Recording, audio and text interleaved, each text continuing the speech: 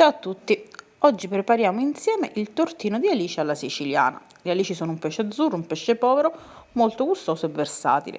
Per fare questo piatto pochissimi ingredienti: le alici, il pane grattugiato, salsa di pomodoro, un formaggio che fila, noi siamo la tuma, sale, pepe, prezzemolo e un poco di formaggio tritato, meglio se pecorino siciliano, ovviamente l'olio extravergine di oliva.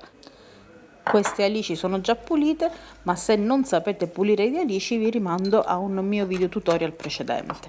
Allora, innanzitutto tritiamo il prezzemolo finemente, aggiungiamo il pane grattugiato, il sale, un po' di pepe, il formaggio grattugiato e tanto olio quanto basta ad ottenere un composto che sia soffice ma sgranato.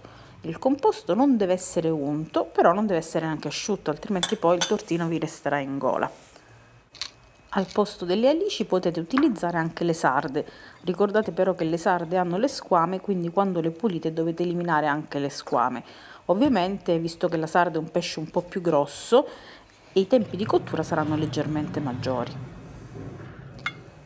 Adesso condiamo la salsa di pomodoro per il tortino. È sufficiente mescolare alla salsa di pomodoro un pochino di olio extravergine di oliva e un pizzico di sale.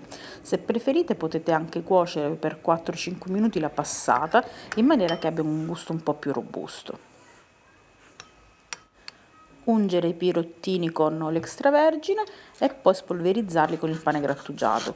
Io ho utilizzato i pirottini in alluminio monoporzione perché con questo il tortino si sforma facilmente, ma potete anche utilizzarne alcuni di ceramica. A me piace molto servire questi tortini di alici in monoporzioni, però per una cosa un po' più rapida e semplice potete fare anche direttamente una torta di alici, cioè preparare una sorta di gratin a strati in una teglia più grande, tonda o rettangolare. Una volta unti tutti i pirottini e spolverizzati con il pane grattugiato, vanno ricoperti con le alici, esattamente come lo vedete. Le alici devono essere messe in maniera da farne fuoriuscire un pezzetto, perché poi quando il tortino sarà completo, questo pezzettino di alice che esce dal bordo verrà ripiegato all'interno e formerà la cupoletta del tortino.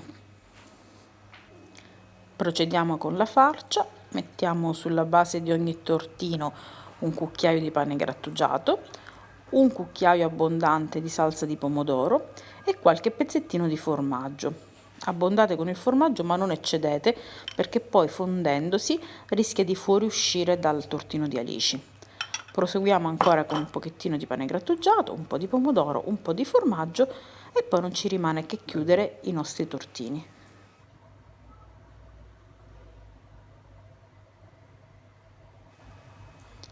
Una volta completata l'operazione di farcitura, richiudiamo i lembi delle alici sopra la farcia e ungiamo leggermente con un velo di olio extravergine di oliva.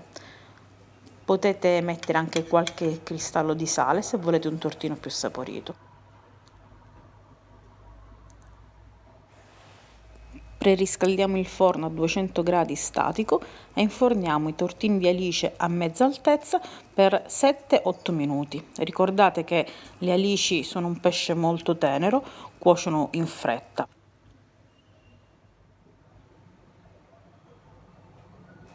Potete preparare questi tortini anche in anticipo, cuocendoli soltanto per 5 minuti e poi raffreddandoli e conservandoli in frigorifero coperti da pellicola per alimenti.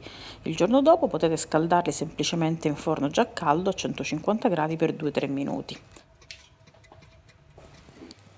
Prima di servire riscaldate la salsa di pomodoro che vi è avanzata e mettetene una cucchiaiata abbondante su ogni tortino.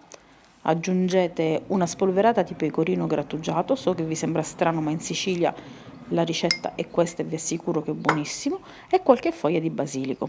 Per la ricetta con le dosi e gli ingredienti vi rimando come sempre al sito Siciliani Creativi e non mi resta che augurarvi buon appetito.